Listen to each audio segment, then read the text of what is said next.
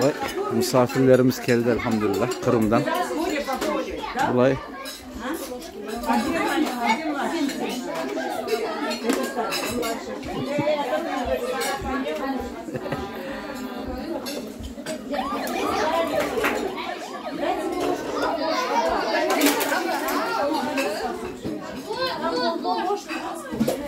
Elhamdülillah Rabbil Alemin. Allah büyük ya. Elhamdülillah Rabbil Alemin. Yani kardeşlerim, abilerim, yani uzatın elinizi. Yani yatma vakti değil. Kafanızı yere gömmeyin. Bir şey yokmuş gibi. Allah rızası için Kırımlı abilerimize, kardeşlerimize, burada daha çok ablalarımıza ve ballarımıza el uzatınız. Kayerde bulursanız bulun. Yani nerede olursanız olun. El uzatın, el. Allah rızası için bir çağrı bu. Allah'a emanet.